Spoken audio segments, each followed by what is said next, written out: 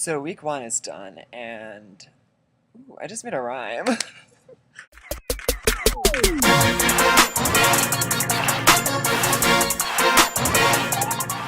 Okay, so week 1 done. We all survived. Nobody got kicked off. Nobody was murdered or anything, so that's happy. Oh, the theme this week is coming out stories. So, I will tell you my coming out story. I was but a wee lad, and it was a time of change. The wee lads were changing. They were feeling changes in their bodies, and all of the boys were starting to like the girls. All of them except for Sam. It was funny. And what the fuck is this accent? Why the fuck am I referring to myself in the third person? Okay, so yeah. Anyway.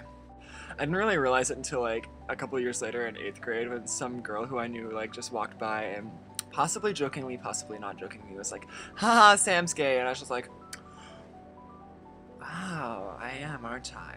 So like for the next 4 years I just denied and fighted and tried to, I wouldn't accept it, and I just became a very hollow shell of a human being. And then it wasn't until my senior year in high school where I kind of fully accepted it, and I wasn't really ready to come out, but I was like just kind of inside just banging on those closet doors wanting to get the fuck out of there.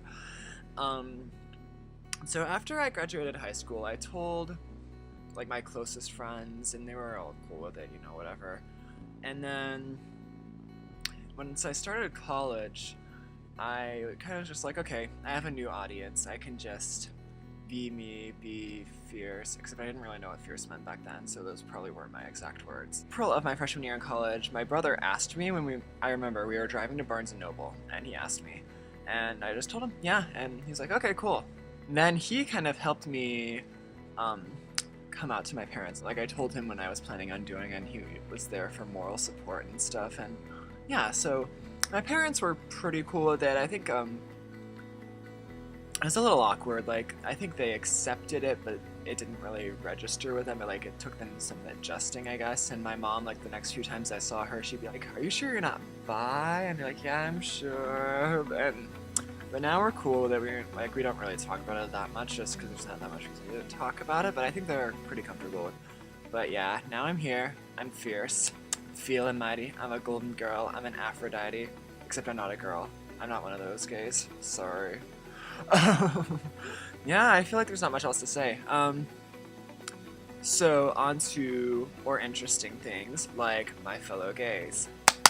Dustin, I'm so glad that I'm not the only person on the channel that watches America's Next Top Model, because I think if I was, I would die. So thank you for watching America's Next Top Model and thus being responsible for my not death. I also like that you said you likened yourself to Nicole Fox, because she is also, like Marjorie, fierce and awkward, and awkwardly fierce, and fiercely awkward. And she was born with a bloody eyeball. Was your nickname growing up Bloody Eyeball also? Is that why you chose her, Dustin? Is it? Jason, you were tardy to the party, but I'm glad you made it. Because there is no party like an IfGaysMadeVlogs party, because a party is mandatory. Your video was beautiful though, you showed true artistry. I really liked it. I don't know what that was. Vincent, first of all, I see what you did there with the whole little dollar sign, because you know, the whole Kesha, cheesy Kesha thing.